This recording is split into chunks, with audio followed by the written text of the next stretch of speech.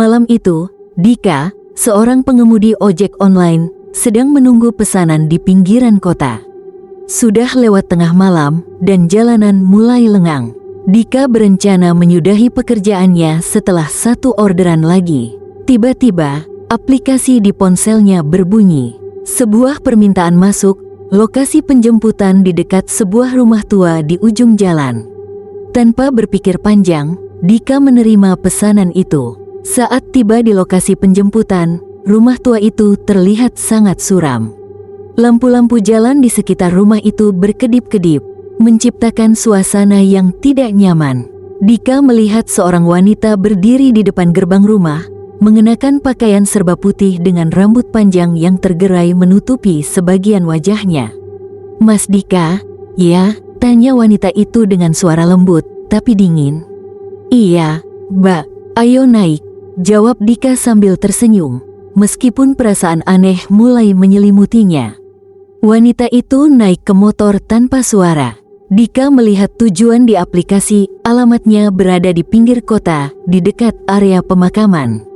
Dika menelan ludah, tapi mencoba untuk tetap profesional. Sepanjang perjalanan, wanita itu tidak berbicara sepatah kata pun. Suasana semakin mencekam ketika motor melewati jalanan yang gelap dan sepi. Angin malam terasa lebih dingin dari biasanya, dan bulu kuduk Dika meremang tanpa alasan. Di tengah perjalanan, Dika merasa aneh. Bobot motornya terasa semakin berat, seperti ada lebih dari satu orang yang dibonceng. Ia melirik kaca spion dan terkejut melihat bayangan penumpangnya berubah. Wanita itu kini terlihat lebih besar, dan ada sesuatu seperti tangan tambahan yang mencengkeram pinggangnya. "Mas, berhenti di sini," kata wanita itu tiba-tiba, memecah keheningan. Dika menghentikan motornya di tepi jalan yang gelap. Wanita itu turun tanpa mengucapkan terima kasih.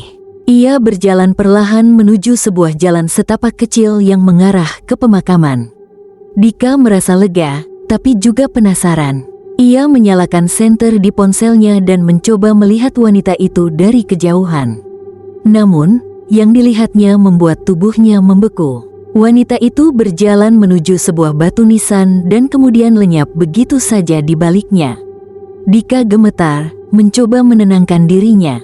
Ia langsung memeriksa ponselnya untuk melihat detail perjalanan tadi. Namun, ia terkejut ketika melihat bahwa orderan itu sudah hilang dari aplikasinya, seolah-olah tidak pernah ada. Dengan panik, Dika menyalakan motornya dan melaju secepat mungkin meninggalkan tempat itu.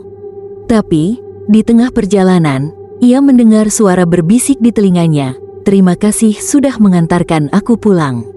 Keesokan harinya, Dika mendengar cerita dari warga sekitar. Wanita yang ia bonceng tadi adalah arwah seorang penumpang ojol yang pernah mengalami kecelakaan tragis di jalan itu beberapa tahun lalu. Sejak saat itu, Dika tidak pernah lagi menerima orderan larut malam. Namun, kadang-kadang, ia masih merasa ada seseorang yang duduk di belakangnya, meski motornya kosong.